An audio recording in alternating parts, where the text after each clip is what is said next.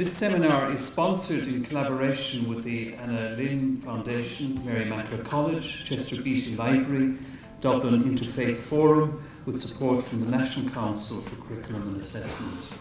Dialogue is not monologue. Dialogue involves listening and talking. It necessitates seeing things differently and empathizing with other people. Dialogue understands that we are not all the same, but we can agree or disagree without being disagreeable. I'm Jenny Seung, I'm from the Chester Beatty, but today I'll be talking on behalf of the Irish Anna Lynn Network, of which we have over 40 members within Ireland as well as Northern Ireland. It was set up over 12 years ago. It celebrated its 10th anniversary in 2014. In memory of the Swedish Ministry of Foreign Affairs Anna Lindh, who was assassinated in Stockholm. And the idea is to create dialogue between the two regions. I am Sheikh Umar Al-Qadri, and I'm the chair of the Irish Muslim Peace and Integration Council and the head imam of the Al-Mustafa Islamic Centre in Dublin. I have been in Ireland for the past 11 years, working with the Muslim community but also with other communities, trying to build a very strong relation and trying to understand others and trying to understand other communities and build understanding of other communities within the Islamic Center and within the Muslim community. Before you confirm the perception, before you actually assume that someone, an individual or a community is like this or that, take your time and go and meet particular individuals from that community. And you will see most of the things, your notions, they will be shattered. Most of the assumptions that you have, they will be gone. There are schools where they have LGBT weeks. As a Muslim theologian, I do not condemn that. In fact, I am in favor of that. Because I believe the aim, even though I'm a religious person, but I believe the aim of such LGBT weeks is to promote respect, tolerance, acceptance in the children. Similarly, we should have Muslim weeks. We should have Christian weeks. We should have Jewish weeks in the schools. So children from a young age, and atheist weeks. So children from a young age will understand, develop understanding, respect, tolerance, and acceptance of others. Not only that they will understand, and religious teachings they can get from their home anyway. I give my children, and they go to a Sunday school, to the mosque also. So I think these were some of the points that I wanted to discuss. This is the time for dialogue. This is the very crucial time. And if we don't start dialogue and understanding of each other, the world can never be a better place. I'm Julia Ipgrave, and I've come across from the UK, from London. I've got a background in teaching, particularly teaching with Muslim pupils in the Midlands, in the English Midlands. But recently I've been doing more research work, and the research work is around the field of faith and education, young people's religious understanding and interreligious dialogue, whether it's in schools or whether it's in community neighbourhood projects.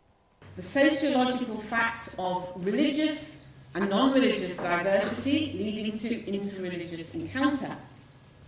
Dialogue, the proposed response to this diversity, and the responsibility of schools for managing this response.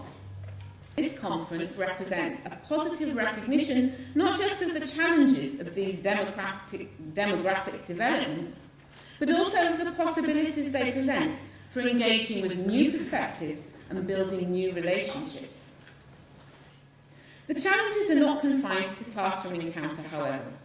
The times in which young people are growing up and the world in which they are being educated to take part are characterised by an increasingly complex interplay of religion-related issues and heightened anxiety about their impact on community relations. I think one of the great things that this seminar offers is an opportunity to hear a variety of perspectives, and most of all to start to build relationships with people from very different backgrounds and points of view. And I hope what people will take away today is relationships which can be strengthened through further collaboration and working together.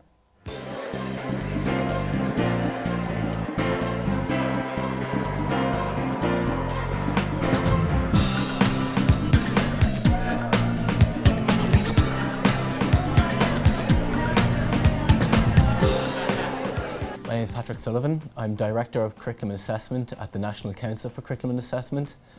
I'm a trained primary school teacher, so I've taught in Catholic schools and multi-denominational schools. I'm also a former principal of a multi-denominational school that we established in 2010. But my interest really is around inclusive education and supporting children of minority faith backgrounds. I think religious education has a real currency in Ireland. It's something that we value greatly in our society. It's something that we really respect and value, and that's what I'm taking away today, is a reinvigorated sense of what's happening. I hope that today is the beginning of more events like this. I think we have a very special group of people attending. I too was taken aback by the students coming and going from sessions. I just thought it was wonderful, even to dip in and out of this event. And just like to thank Mary I, Dan Lynn Foundation and Chester Beatty Library for hosting such a wonderful event. Thank you. My name is Mary.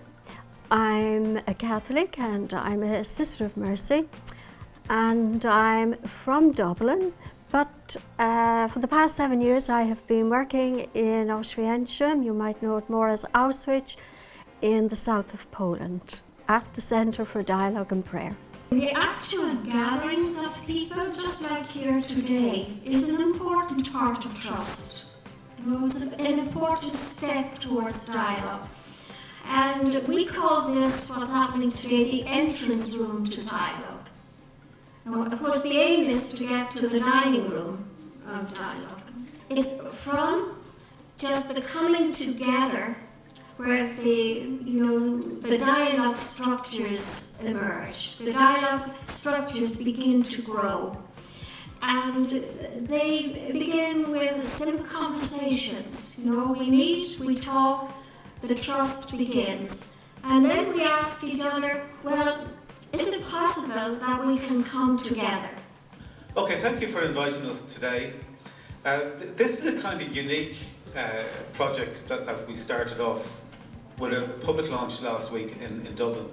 It's Atheist Ireland, the Evangelical Alliance of Ireland, and the Ahmadiyya Muslim community in Ireland, acknowledging that we have very different worldviews, but uniting on the fact that we are all discriminated against in our different ways by the Irish state's support and preference that it gives mainly to one religion, which is the dominant religion in the state.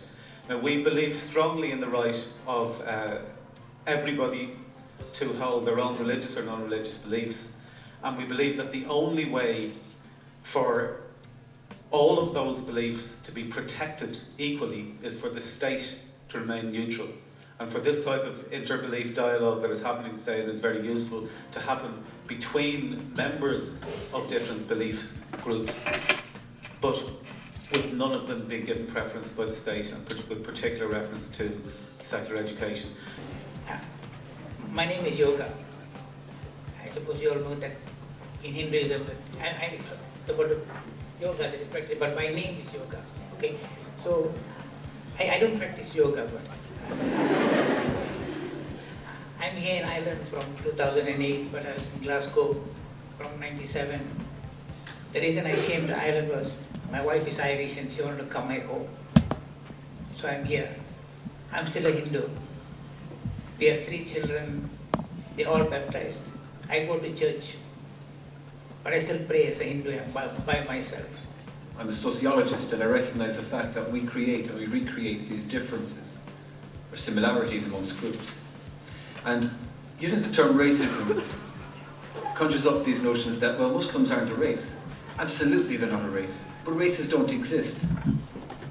Scientifically, there is no basis in biology or genetics to say races exist. So I'm talking about the manner in which a group is constructed as other. A group is constructed as different, and oftentimes to serve political ends, particular political ends. Whether it's the anti-migrant discourse we see now, the dehumanization of Europe's Jewry during the fight for the Shoah and the centuries preceding that, the dehumanization of those political dissidents and people of the LGBT communities and others.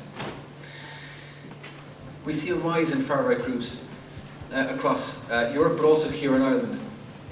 And right now they remain in the margins, but they will only remain in the margins if we want them to stay there.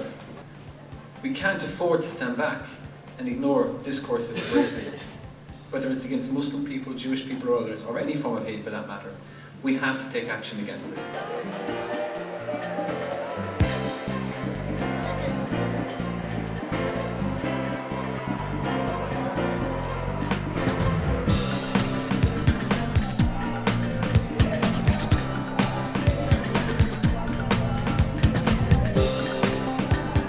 What's needed is for the state to provide, through the education system, a neutral environment for talking about religion and learning about religion.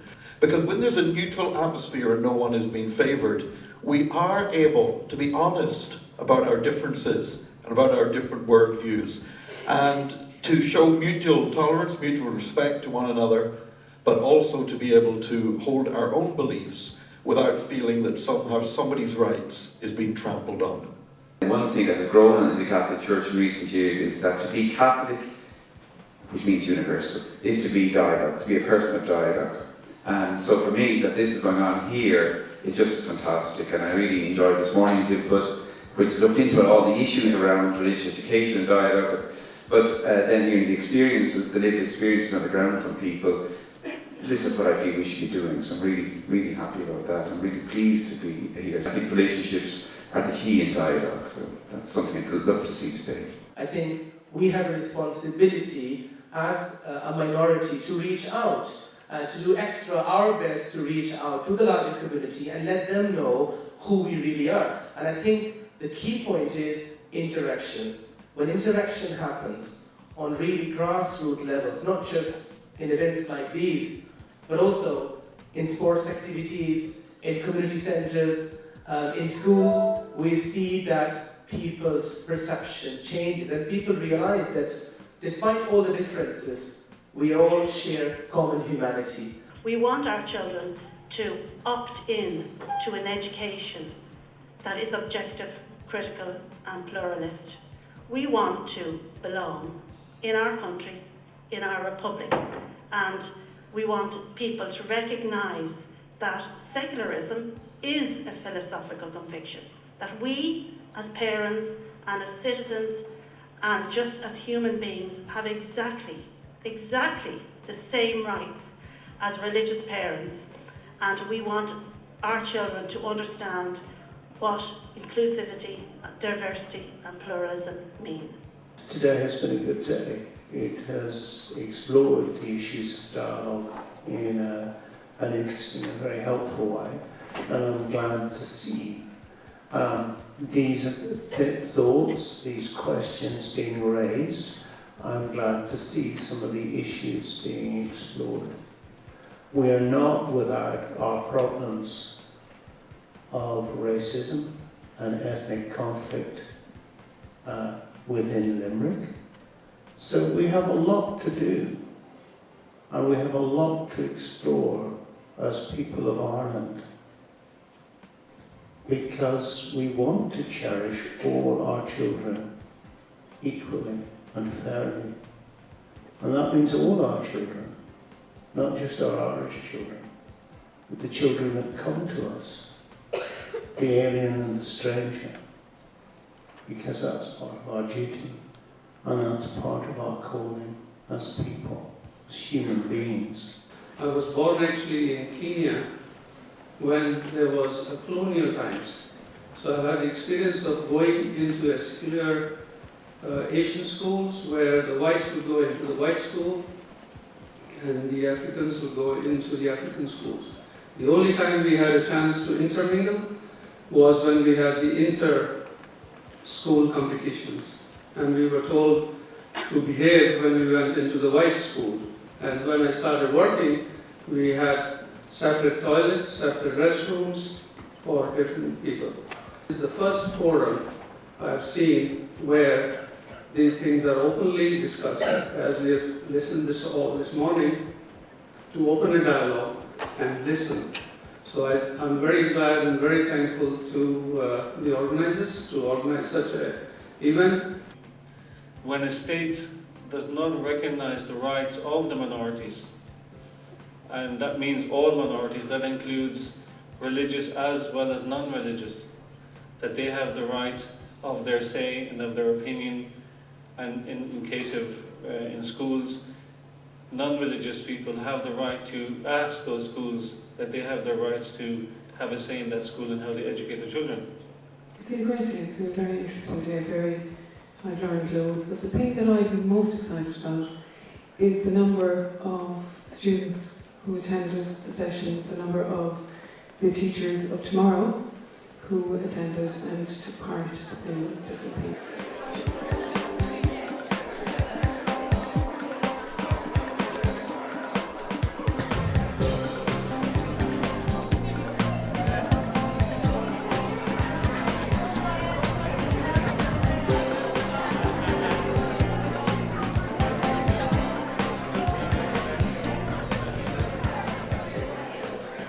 My name is Tommy Reichenthal. I'm a Holocaust survivor. I'm living in Ireland over 55 years. I speak in school, colleges, private events about the Holocaust. In Slovakia, where I was born, the deportation of Jews to the extermination camp began in March 1942. Within 6 months, 70% of Slovak Jewry was murdered, among them over 30 members of my family. We were dumped into a cattle cart, and it is indescribable. It's also a moment that I will never forget. There was a straw on the floor. There was a barrel, open barrel in the middle with several buckets that served as toilet. Once the door closed on behind us, we were worse off than the animal that were transported in these carriages. There was no privacy. The stench became unbearable. There were, of course, no window, so you couldn't see where we're going. There was very little food and water. There was no hygiene. We traveled like this 7 days. It was on the 9th of November that the train stopped, and we were chased out of the carriage. Schnell, schnell, quickly, quickly. We had to get out. There was a whole system to totally demoralize us, so you couldn't think of anything else, just following the order. On the horizon we saw this chimney. Glow of fire was coming out of the chimney. You can imagine the adult among us, what they were thinking. I didn't know anything at the time. I was 9-year-old at the time. I wasn't told what that was. But the adult already knew about the gas chamber. They knew about crematoriums. They thought we are going there. So you can imagine the atmosphere, the mother thinking about the children, what will happen in the next couple of minutes, maybe hours. I called this lecture that we must not stand by. And I called it for one reason, because today we are seeing history repeating itself. There are people running away from Syria, from persecution, torture, rape, murder, and they are seeking sanctuary. In Europe, there is a lot of resistance to take them in. In 1939, Ireland locked the door to take any Jewish people here. And today there is a lot of debate how many people we should take in. And I ask, will we stand by again? I hope Ireland will take its place and they will take refugees in. And these people are professional, they can be integrated and help in the economy of the state. Unfortunately, there is a lot of interreligious dispute, and the wars that are conducted today, there is long way and hard work for everybody in the world to work towards understanding, and unfortunately it's lacking, and we have interreligious wars today which really with understanding could be resolved, but of course it is a very complex question, very complex answer, and we still haven't got the answer, and hopefully we can establish one day peace on earth. It is dreadful that the human race, we treat each other with such disrespect, and this why these type of interreligious seminar and talk are so important, that we keep peace among people. To combine principles of dialogue, policies, practice, pedagogies, resources, and then those powerful witnesses to the dangers of what might happen if people do not engage in dialogue that we've had this afternoon. It's been tremendous. It is very good to hear that the discourse here has been very much founded on lived experience of human beings, on the voices of children, on the importance of avoiding human suffering, and on interpersonal relationships, and that is very refreshing indeed.